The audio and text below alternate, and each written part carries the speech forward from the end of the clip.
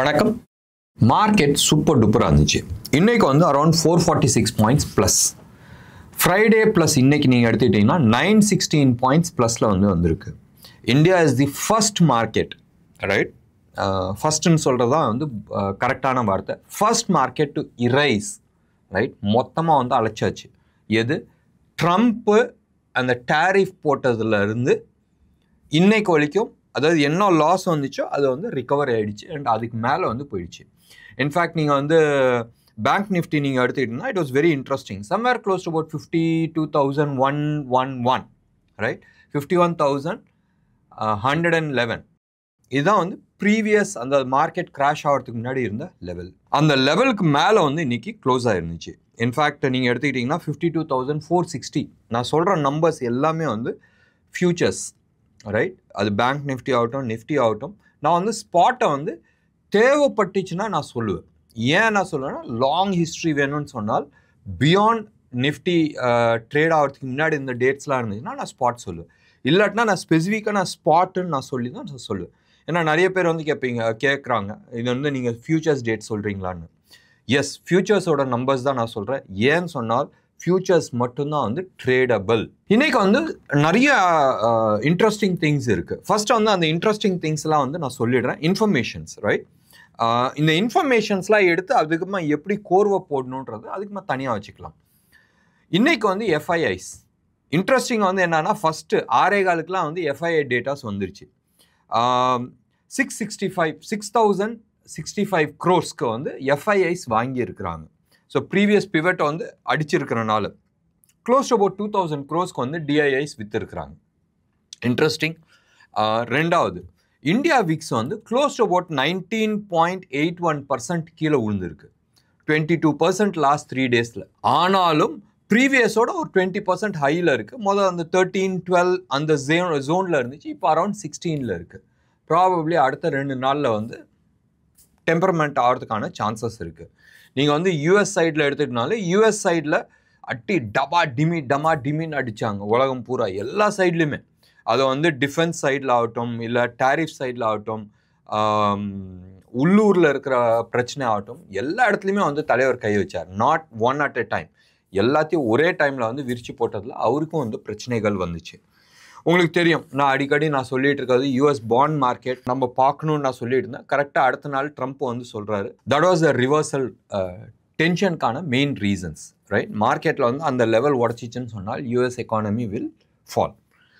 Last ஒரு 200-300 வருஷமாக வச்சுட்டு இருந்த அந்த நம்பிக்கை, அமெரிக்கானா ஒரு நம்பிக்கைன்றது தலைவர் சும்மா சுக்கு நூறாக போட்டு அடிச்சிட்டாரு. இது பாயிண்ட் 1. பாயிண்ட் 2, இன்னமும் சைனா கூட, ரைட்? இந்த பிரச்சனை எல்லாமே சைனாவை தான் அடிக்க போகிறேன்னு சொல்லிட்டு நேரடியாகவே அடிச்சிருந்தா வேலை ஓரளவுக்கு மிச்சம் ஆயிருக்கும். நிறைய பேத்துக்கு டென்ஷன் இல்லாத இருந்திருக்கும். இப்போ சைனாவை மட்டும் தனிக்கட்டாக இது பண்ணிட்டு டார்கெட் பண்ணிட்டு இருக்காரு. ஒன்று, சைனாவும் அடங்க மாட்டேங்குது. சைனா ரெண்டு விஷயம்தான். ஒரு காலத்தில் அமெரிக்கா ஜமீன்தாராக இருந்தாங்க, ரைட்? இந்த சைட்லாம் நிறைய பேர் தொழிலாளியாக இருந்தாங்க. இப்போ இன்னைக்கு தொழிலாளியும் மேலே வந்தாச்சு. இவங்க ரியாலிட்டியை அக்செப்ட் பண்ணி ஆகணும். இதே தான் இப்போதைக்கு இருக்கிற சிச்சுவேஷன்ஸ். அமெரிக்கா என்ன சொல்லுதுன்னு சொன்னால், நீ சொந்தமாக ஆர்என்டி நீ பண்ணல, உன் ஸ்டாஃப்ஸை உன் ஆட்களை இங்கே அனுப்பி இங்கே இருக்கிற நாலேஜை திருடி எடுத்துகிட்டு போய் நீ பண்ணிகிட்டு இருக்க. பாயிண்ட் 1. ரெண்டாவது, you have become a world factory because we allowed, நான் அலோவ் பண்ணனாலன்றது. ஏதோ ஒன்று இன்னைக்கு China is a big force, right? இன்னைக்கு யூஎஸ் சொல்கிறதுன்னா கன்சம்ஷன்ஸ் நான் தான் பண்ணுறேன்னு, ரைட்? எண்ணெயை வச்சு தான் நீ காசு சம்பாதிக்கிறேன்றது.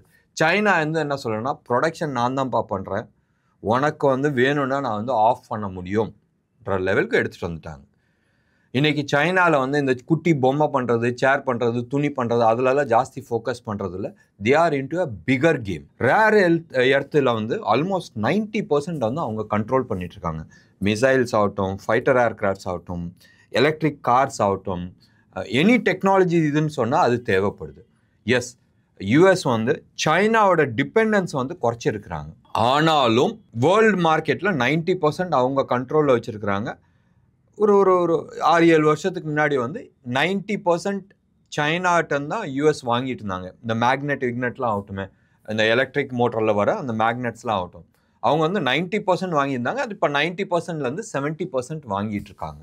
But still that 70% is big number. இது வந்து 70% பிக் நம்பர்ன்றதோட இது வந்து ஓவர் நைட்டில் வந்து நான் வேறு இடத்துல வந்து வாங்க முடியாது. அதான் வந்து பிரச்சனை ஒன்று. ரெண்டாவது வந்து இந்த ரேர் எலிமெண்ட்ஸை வந்து சைனா இல்லாத வேற எங்கேயாச்சும் வந்து எடுக்க முடியுமா? எஸ், எடுக்கிறதுக்கான காசு செலவு பண்ணி வாங்கலாம், ரைட்? பட் அந்த ரிஃபைனிங் கெப்பாசிட்டி வந்து இம்மீடியட்டாக ஓவர் நைட்டில் வந்து போட முடியாது. மினிமம் உளுந்து அடித்து எப்படி பண்ணாலும் மினிமம் 3 to 4 years பிடிக்கும். அந்த 4 years வரைக்கும் யார் அந்த பெயின் தாங்குவாங்க? இது எல்லாமே வந்து காரணம். இன்னமும் சைனா யூஎஸ் வந்து செட்டில் ஆகலை. அது செட்டில் ஆகுமான்னு கேட்டால் தெரியாது, ரைட்? ஏன்னா இது எல்லாமே வந்து டோட்டலி டிபெண்ட்ஸ் ஆன் ட்ரம்ப். இப்போ உங்களுக்கு வந்து ஒரு விஷயம் வந்து தெரிஞ்சிருக்கும். ஊரில் வந்து எல்லாருமே வந்து யூஎஸை வந்து சொல்லிட்டு இருக்காங்க, ட்ரம்ப் வந்து இப்படி பண்ணனால இந்த விஷயம்லாம் ஆயிட்டு இருக்கின்றது. பட் இன்டைரக்ட்லி சைனா வந்து இந்த அளவுக்கு வந்து ஸ்ப்ரெட் அவுட் பண்ணி வச்சிருக்கிறாங்க வேர்ல்டு பூரா. அப்போ ஒரு யூஎஸ் மாதிரி ஒரு ஜாம்பவானே வந்து சைனாவை வந்து எதிர்க்கிறதுக்கு வந்து இவ்வளோ பிரச்சனை வருதுன்னு சொன்னால் யூரோப்பில் இருக்கிற சின்ன சின்ன கண்ட்ரியோட நிலைமை என்ன? இன்ஃபேக்ட் ஜெர்மனை வந்து வாயை பொத்திக்கிட்டு கம்முன்னு உட்காந்துட்டு இருக்கிறதுக்கு one of the main reason is that they can kill German just like that. ஆஸ்திரேலியாவில் நம்ம வந்து ஒரு 2 வருஷத்துக்கு முன்னாடி நம்ம பார்த்தோம், ரைட்? ஆஸ்திரேலியாவை எப்படி அவன் வந்து அப்படி நசுக்குனான். ஸோ ஒரு விதத்தில் வந்து இது நல்லது. இந்த பிரச்சனை வந்ததுனால சைனா எவ்வளோ தூரம் ஆழத்தில் வந்து எவ்வளோ தூரம் வந்து அவன் ஃபுல் கண்ட்ரோல் வச்சுருந்தான்றது வெளியில் வந்துருக்கு. நிச்சயமாக இவங்கள வந்து வளர விட்டுருந்தால், மறுபடியும் நான் சொல்கிறேன், மறுபடியும் இதை வந்து வேறு லெவலில் எடுத்துகிட்டு போயிருந்தால், ஏற்கனவே வந்து பெல்ட் அண்ட் ரோடு இனிஷியேட்டிவ்ன்றது ஒன்று வச்சுருந்தாங்க. உலகம் பூரா almost they would have made you slaves. உங்களை கன்சம்ஷன் மட்டும்தான், ரைட்? பொருள் எல்லாம் என்னது அப்படி வந்திருப்பாங்க. Anyway we will not go into that depth. இன்னைக்கு வந்து மார்க்கெட் வந்து ரேலியா? Yes, rally, super duper rally. And it means என்ன? இட் மீன்ஸ்னா இது நிஜமான ரேலியான்னு கேட்டால் எஸ், கரண்ட்டாக வந்து இது வந்து நிஜமான ரேலி. ஏன்னு சொன்னால் நீங்கள் வந்து எடுத்து பாருங்களேன், ஹெவி வெயிட்ஸ் ஹெச்டிஎஃப்சி இது ஷார்ட் கவரிங்கில் வந்து மேலே போகல. ஹெச்டிஎஃப்சி ஆகட்டும், ஐசிஐசிஐ ஆகட்டும், L and T, Reliance, Axis bank, Bharti, Bajaj finance, Infosys, Mahindra and Mahindra, Tata motors, இவங்க தான் வந்து டாப் 10 கான்ட்ரிபியூட்டர்ஸ். டாப் 10 கான்ட்ரிபியூட்டர்ஸ்னால் இதுக்கு அர்த்தம் இன்னைக்கு இந்த 446 பாயிண்ட்ஸ் அப்பானதில் இவங்க தான் வந்து மேஜராக கான்ட்ரிபியூட் பண்ணியிருக்கிறாங்க. இன்ஃபேக்ட் நீங்கள் எடுத்துக்கிட்டீங்கன்னு சொன்னால் இதில் வந்து மேக்ஸிமம் ஃபைனான்ஸ் சைடில் வந்து இருக்குது. So banking sector is doing extremely good. 1, 2 IT சைடில் வந்து ஓரளவுக்கு ரிலீஃப் ரேலி, ரைட்? பேங்கிங் பற்றி நான் வந்து சொல்ல விரும்பல. பேங்கிங் நான் ஆரம்பத்துலேருந்தே நான் சொல்லிட்டு இருந்தேன். பேங்கிங் சைடு அண்ட் இது நம்ம என்பிஎஃப்சி வந்து பயங்கர ஸ்ட்ராங்காக இருக்குது. சப்போஸ் எங்கேயாச்சும் வந்து ஒரு ட்ரிகர் ஆச்சுன்னு சொன்னால் இவங்க தூக்கிட்டு போவாங்கன்றது அடிக்கடி நான் சொல்லிட்டு இருந்தேன். அடுத்தது வந்து ஃபார்மா இஸ் எல்லாருமே பயந்துட்டு இருந்தது வந்து ஆட்டோ செக்டர் அண்ட் ஃபார்மா தான் பெருசாக அடி வாங்குன்றது. But pharma தப்பிச்சிச்சு. இன்னொன்று வந்து ஐடி செக்டர்ஸ் இப்போ மேலே போயிருக்கிறது வந்து ஒன்றே ஒன்று ஞாபகம் வச்சுங்க, it is more of a relief rally. கீழே விழுந்ததுக்கு it's a pull back rally. IT sectors தெரிஞ்சோ தெரியாதையோ நீங்கள் எப்படி வேணால் எடுத்துங்க, it has gone into multi-year corrections, right? பல வருஷமாக ஆல்மோஸ்ட் 90ஸ்லேருந்து 80s கூட நம்ம சொல்லலாம், மிட் 80ஸ்லேருந்து நம்ம சொல்லலாம், continuous rally. Close to about 35-40 years தலைவர் வந்து செம்ம ரேலி. கரெக்ஷன் வந்துச்சு, அதெல்லாமே வந்து கம்ப்ளீட்டாக இட் இஸ் நாட் அந்த செக்டர் மட்டும் இல்லை, கம்ப்ளீட்டாக வந்து கரெக்ஷன் போச்சு. இந்த தர ஐடி செக்டர்ஸ் கீழே போகிறது வந்து it will be a multi-year corrections போகிறதுக்கான நிறைய சான்சஸ் இருக்குது. இது வந்து வீக்லி சார்ட்டோ மந்த்லி சார்ட்டிலோ கரெக்ஷன் போகல. Probably it can go into quarterly chart or yearly chart.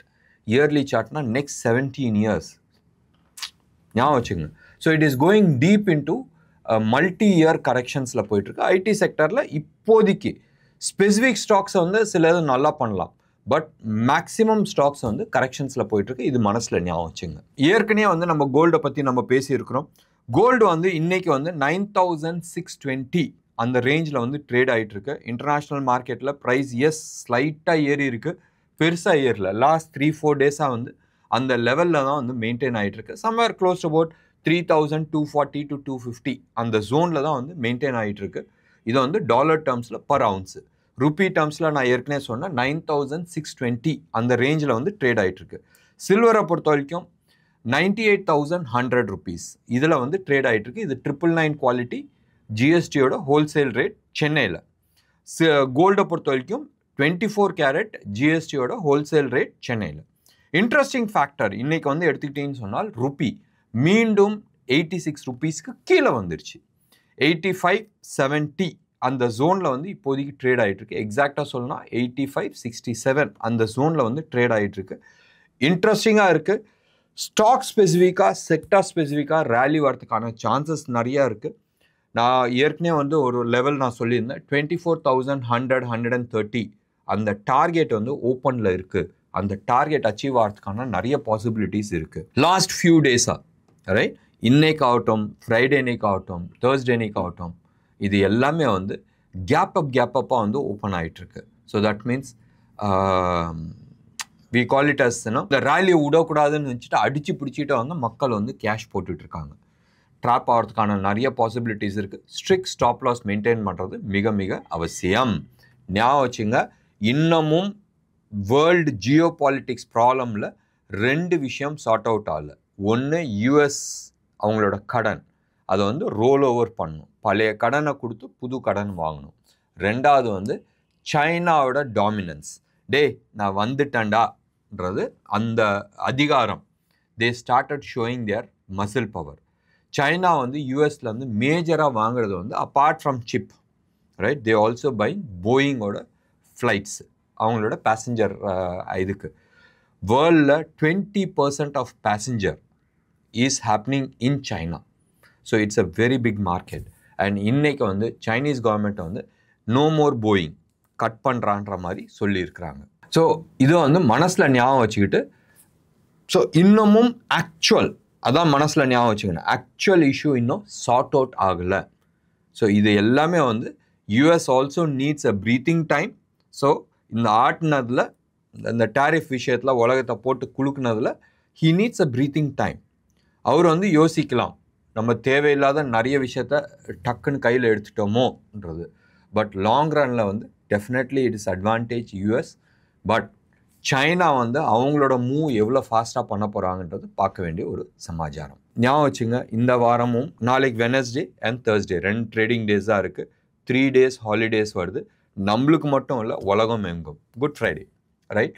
So Friday, Saturday, Sunday actual விஷயம் மார்க்கெட்டில் இது வந்து நிஜமாகவே ரேலி போயிட்டுருக்கா, நிஜமாகவே விஷயங்கள்லாம் ஓடிட்டுருக்கான்றது ப்ராபப்ளி மண்டேயோட ஈவினிங் ட்ரேட்லேருந்து உங்களுக்கு தெரியும்.